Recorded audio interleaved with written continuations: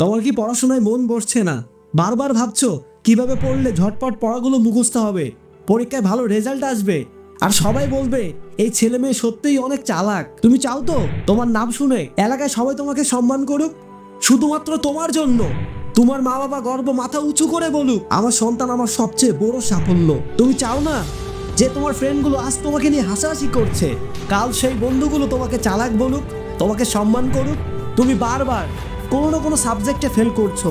তাই আজকের এই ভিডিওতে আমি তোমাদেরকে এমন একটা অসাধারণ টিপস দেব যা ফলো করলে তুমি পুরোপুরি বদলে যাবে এবং তুমি টপার হয়ে যাবে। তাই ভিডিও শুরুতে থাকবে ছোট্ট একটা শক্তিশালী গল্প, এরপর আমি বলবো টপার হওয়ার সেই টিপস যা তোমার লাইফকে ঘুরিয়ে দেবে। কি বিশ্বাস হচ্ছে না তো?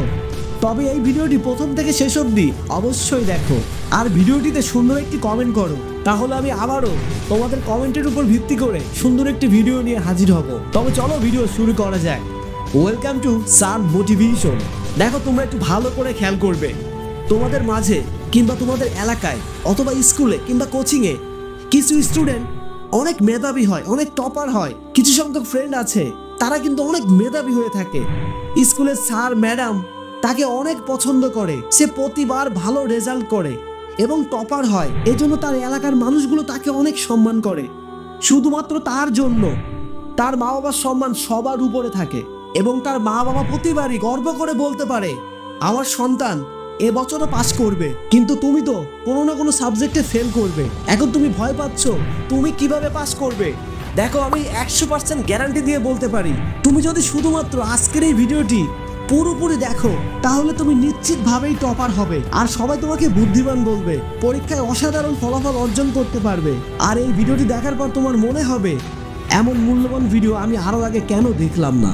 আজ আমি তোমাদের সঙ্গে এমন কিছু দারুণ টিপস শেয়ার করব, তাই এই কথাগুলো পুরোপুরি মন দিয়ে শুনো। আর হ্যাঁ, ভিডিওর শেষে অবশ্যই সুন্দর একটি কমেন্ট করে যাও, যাতে করে আমি আবারও সুন্দর একটি ভিডিও নিয়ে আসতে পারি তোমাদের জন্য। দেখো, তোমাদের মাঝে কিছু সংখ্যক ফ্রেন্ড সার্কেল আছে যারা খুবই মেধাবী, এলাকায় সবাই তাদের প্রশংসা করে, স্কুলের স্যারেরা অবধি তাদেরকে বিশেষ পছন্দ করে। জানো কেন? কারণ তোমাদের মধ্যে দুই ধরনের ফ্রেন্ড থাকে। ধরো, এক ধরনের ফ্রেন্ড তুমি, যাকে পড়াশোনায় মনোযোগ দিতে কষ্ট হয়, অল্পতেই সব ভুলে যায়, মনোযোগ রাখতেই পারে না, কনসেপ্ট ঠিক মতো বুঝতেই পারে না। তুমি একটু পড়লেই কিছুক্ষণ পরে সেটা ভুলে যাও, আর পরীক্ষার হলে গিয়ে মাথা ফাঁকা ফাঁকা লাগে, কিছুই লিখতে পারো না। এর আসল কারণ কি তুমি জানো?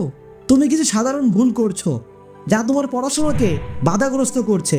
আজ আমি তোমাদের সেই ভুলগুলোকে ধরিয়ে দিচ্ছি, মনোযোগ দিয়ে শোনো, আর দরকার হলে এই কথাগুলো কোথাও নোট করে নাও। আর কিছু ফ্রেন্ড আছে যারা খুব চালাক আর মেধাবী, কিছু সংখ্যক মানুষ দেখবে যারা অল্প সময়ে সবকিছু মুখস্থ করে ফেলে। জানো কেন? আসলে এটা তাদের কোনো বিশেষ ক্ষমতা নয়, বরং তারা সঠিক পদ্ধতিতে পড়ে। তুমি কি কখনো ভেবে দেখেছো তোমার লক্ষ্য কি? তুমি কি করতে চাও? যদি সত্যিই ভালো ফলাফল চাও তাহলে তোমাকে এটা বুঝতে হবে তোমার ভুল কোথায় করছো এবং কিভাবে সেটা ঠিক করবে। তুমি কখন পড়াশোনা করছো এবং তুমি পড়ার সময় অন্য কোনো কাজে ব্যস্ত আছো কিনা।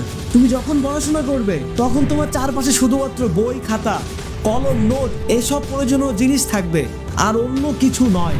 তুমি যখন পড়াশোনা করবে তোমার ঘরের দরজা বন্ধ রাখবে এবং মোবাইল ফোনটি অফ রাখবে, সবকিছু বন্ধ রাখবে।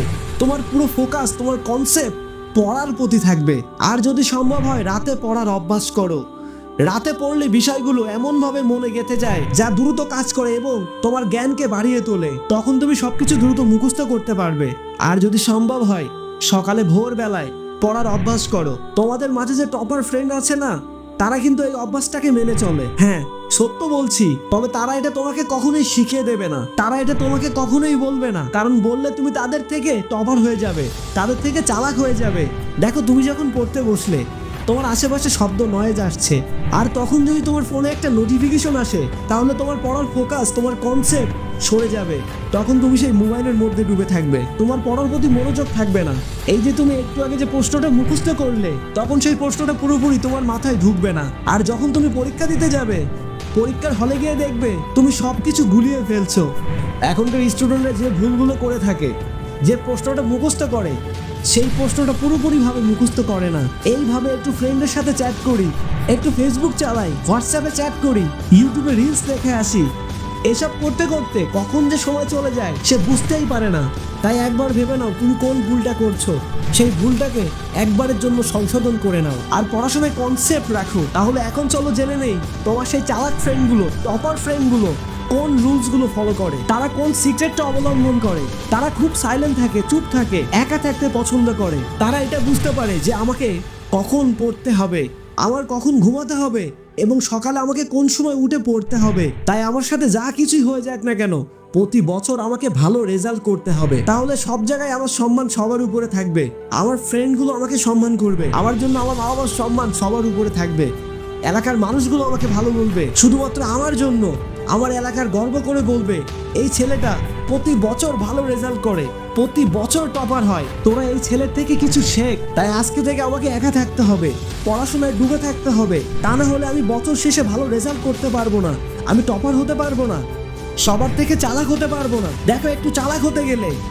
একটু কষ্ট, একটু পরিশ্রম, মেহনত তোমাকে করতেই হবে। যদি পড়াশোনা করতেই হয় তাহলে টপার স্টুডেন্টদের মতো পড়াশোনা করো, আর যদি পরীক্ষায় পাশ করতে হয় তবে টপার হয়ে দেখাও। আর তাদের সাথে বন্ধুত্ব করো, তারা যেভাবে চলে তুমি সেইভাবে চলো। আর টপার হওয়ার জেদটা সবার প্রথমে তোমার মনের ভিতরে রাখো। আর টপারদের এই রুটিনগুলোকে আজকে থেকে ফলো করো, কারণ টপারদের মন কিন্তু অনেক ফ্রেশ থাকে, অনেক ভালো থাকে। তাই তাদের থেকে আইডিয়া নাও, তারা কিভাবে প্রতি বছর পাস করে সেই সিক্রেটগুলোকে খুঁজে বের করো। তারা যে রুটিন অনুযায়ী পড়ে, ঘুমায় এবং সকালবেলায় উঠে পড়তে বসে, আজকে থেকে সেই রুটিনগুলো মেনে চলো। হতে পারে তোমার সামনে পরীক্ষা আর মাত্র কয়েকদিন বাকি আছে, তারপরেও তুমি যদি একবার এই রুটিনগুলোকে শিখে নাও, এই টিপসগুলোকে ফলো করতে থাকো, তাহলে সারা জীবন তোমার কাজে আসবে। দেখো, এখনকার সময়ে আমরা পড়তে বসি একটা আর কাজ করি আরেকটা। তাই আজকে থেকে নিরিবিলি পড়তে বসো, তোমার আশেপাশে কোনো নয়েজ আসবে না, শব্দ আসবে না। পারলে ঘরের দরজা বন্ধ করে পড়তে বসো, ফোন অফ করে দাও, যেন কোনো ফ্রেন্ড সার্কেল তোমাকে পড়ার সময় ডিস্টার্ব না করে। দেখো, এখনকার যে বয়সটা না 15 থেকে 25, আমরা ভাবি করবো একটা কিন্তু করতে বসি আরেকটা।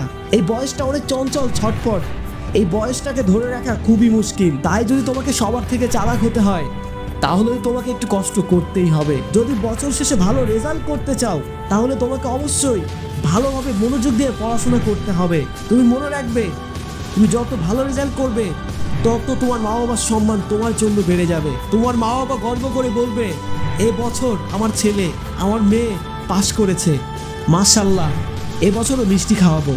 আর হ্যাঁ, তোমার যে সকল খারাপ ফ্রেন্ডগুলো আছে তাদের থেকে আজকে থেকে দূরে থাকো। আর যদি তোমার কোনো টপার ফ্রেন্ড থাকে পরিচিত তোমার এলাকায়, কোচিংয়ে কিংবা স্কুলে, পারলে তাদের থেকে আইডিয়া নাও, তারা কিভাবে প্রতি বছর ভালো রেজাল্ট করে, তারা কিভাবে এ ক্লাস পায়, পাস করে, তাদের থেকে আইডিয়া নাও, তাদেরকে বন্ধু বানাও। আর যদি আইডিয়া না নিতে পারো তবে তো আমি আছি, আমাকে কমেন্ট করে জানাও। তবে আজকে এখানেই বিদায় নিচ্ছি। সবাই ভালো থাকবে, সুস্থ থাকবে। সবার প্রতি আমার দোয়া ও ভালোবাসা রইল। তোমরা সকলেই পরীক্ষায় ভালো রেজাল্ট করবে ইনশাআল্লাহ।